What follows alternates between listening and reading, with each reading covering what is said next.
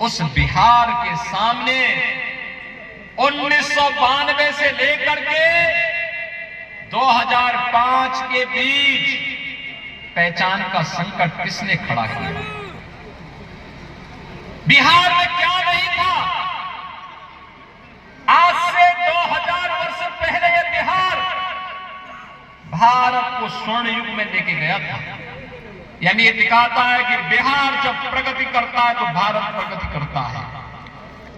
बिहार जब स्वर्ण युग में जाता है तो भारत का वो स्वर्णिम युग होता है। बिहार जब समृद्धि प्राप्त करता है तो भारत समृद्धि की ओर अग्रसर होता है। लेकिन इस बिहार के सामने आरजेडी कांग्रेस ने पहचान का संकट खड़ा किया। यहां का नौजवान इस दौरान पलायन किया। आरजेडी के कारण जगह जगह जातीय सेनाएं खड़ी हो गई और जातीय नरसंहार की घटनाएं बिहार की पहचान बनती जा रही थी। बहन और भाइयों, आरजेडी के शासनकाल में 5 दर्जन से अधिक जातीय नरसंहार की बड़ी बड़ी घटनाएं घटित हुई। 30,000 से अधिक अपहरण हुए। छोटे छोटे बच्चों का अपहरण हो जाता था। व्यापारी सुरक्षित नहीं था, बेटी सुरक्षित नहीं थी। बिहार के सामने पहचान का संकट आ खड़ा हुआ था और तब बिहार के नौजवानों ने अंगड़ाई ली थी। तब बिहार में सत्ता परिवर्तन हुआ। बिहार के अंदर एनडीए की सरकार नीतीश बाबू के नेतृत्व में बनी और नीतीश जी मुख्यमंत्री बने। बिहार के अंदर माफिया और अपराधियों के दिन उल्टी गिनती उनकी शुरू हो गई। बिहार फिर से अपनी पहचान के लिए आगे बढ़ा है। आज बिहार में क्या नहीं है? आज बिहार में सड़क है, बिजली है, रेलवे की कनेक्टिविटी है, एयर कनेक्टिविटी है। मुझे एक बार 2005 के पहले गोरखपुर से दरभंगा जाना था, 16 घंटे लगे थे। आज मुझे लखनऊ से दरभंगा जाने में मात्र 45 मिनट लगे हैं। 45 मिनट। और अब तो आप लोगों के लिए खुशखबरी है, इनलैंड वाटरवे, जल मार्ग भी मोदी जी ने खोल दिया है। हल्दिया से सीधे पटना होते हुए, सारण होते हुए, बलिया होते हुए और सीधे अयोध्या और प्रयागराज तक की दूरी। यानी बिहार की सब्जी, बिहार की मिर्चा, बिहार का मखाना दुनिया की मार्केट में पहुंचेगा तो मुनाफा बिहार का किसान कमाएगा, बिहार का नौजवान कमाएगा, रोजगार का सृजन होगा।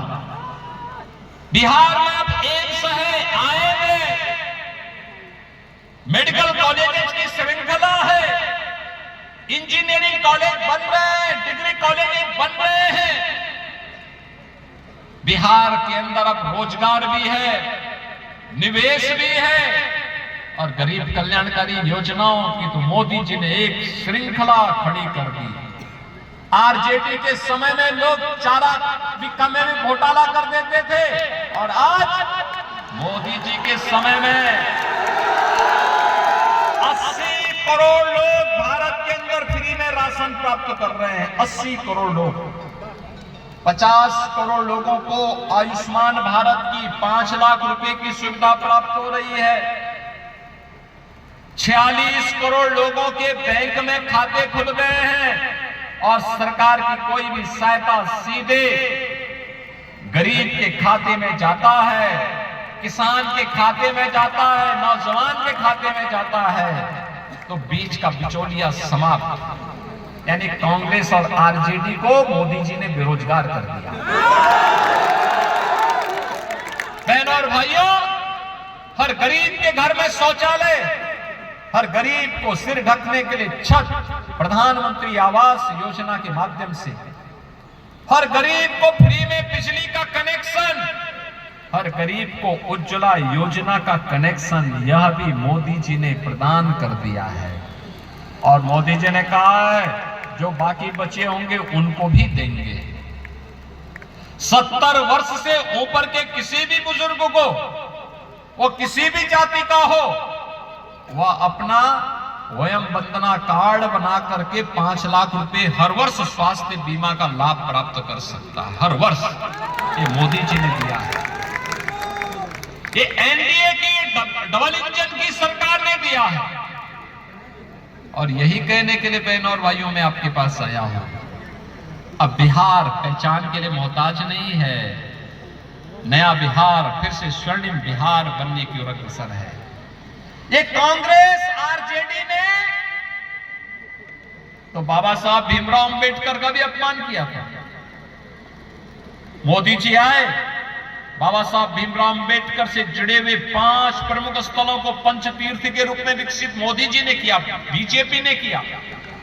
बाबा साहब भीमराव अंबेडकर ने जिस धरती पर जन्म लिया, उस धरती पर मऊ मध्य प्रदेश में भव्य स्मारक, बाबा साहब भीमराव अंबेडकर ने उच्च शिक्षा इंग्लैंड के जिस मकान में रह करके ली थी, इंग्लैंड की सरकार उसको बेच रही थी, मोदी जी ने खरीदा और खरीद करके दलित छात्रों के लिए वहां पर छात्रावास बनाया, उनको स्कॉलरशिप दी और फिर बाबा साहब भीमराव अंबेडकर का वहां स्मारक भी बना दिया है। बाबा साहब की दीक्षा भूमि नागपुर में भव्य स्मारक का निर्माण, दिल्ली में रहकर के सार्वजनिक जीवन जहां पर बाबा साहब ने व्यतीत किया था,